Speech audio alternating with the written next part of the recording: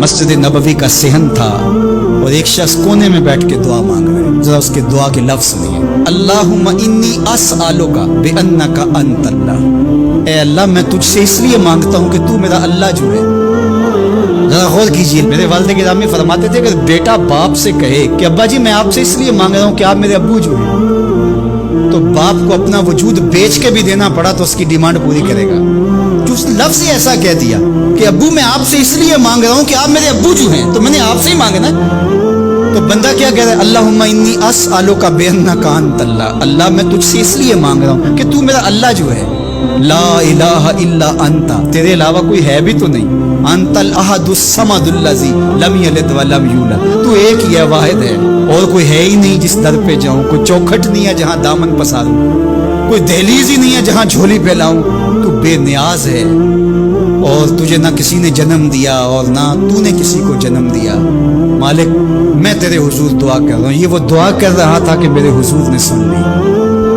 تو ایک صحابی کو فرمایا کہ یہ جو دعا کر رہا ہے جو مانگے گا اللہ عطا کرے گا. اس نے مانگا ہی اس ڈھب سے ہے، اس ڈھب سے ہے. ایک دعا اور سن لیجئے جو سیدنا علی المرتضیٰ رضی اللہ تعالی عنہ رب سے مانگتے ہیں. اللہ اکبر. مجھے تو آج سارا دن اس دعا نے نحال کیے رکھا. یہ دعا مانگتے ہیں تو عجیب کیفیت ہوتی ہے.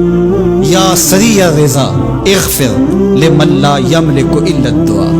اے جلدی راضی ہو جانے والے، چھیتی مان جانے والے، اغفر لمن لا یملک الا الدعاء. اسے معاف کر دے جس کے پاس دعا کے علاوہ سہارا ہی کوئی نہیں، جس کے پاس دعا کے علاوہ کچھ ہے ہی نہیں جو پیش کر سکے.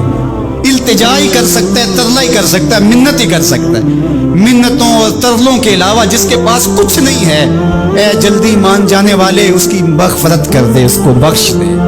اللہ اکبر. تو وہ کریم ہے، وہ کہتا ہے میرے در پہ آؤ تو صحیح، کوئی جھولی پھیلاؤ تو صحیح. ہم تو مائل بکرم ہیں، کوئی سائل ہی نہیں. راہ دکھلائیں کسے راہ رب منزل ہی نہیں. کوئی آئے تو صحیح، جھولی پھیلائے تو صحیح، کوئی طلب تو کرے. دنیا والوں سے مانگیں تو ناراض ہوتے ہیں، اللہ سے نہ مانگیں تو ناراض ہوتا ہے. اللہ کہتا ہے مجھ سے نہ مانگو گے تو پھر کس در پہ جاؤ گے؟ قل ما یعبأ بکم ربی لولا دعاؤکم. اگر تم نہیں مانگو گے تو پھر وہ بھی پرواہ نہیں کرے گا.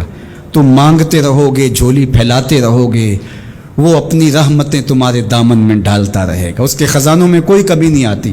ہر بندے کو اس کی ڈیمانڈ کے مطابق، چاہت کے مطابق، طلب کے مطابق، آرزو اور تمنا کے مطابق دے دے. اس کے خزانوں میں پھر بھی کوئی کمی نہیں آتی. تو اس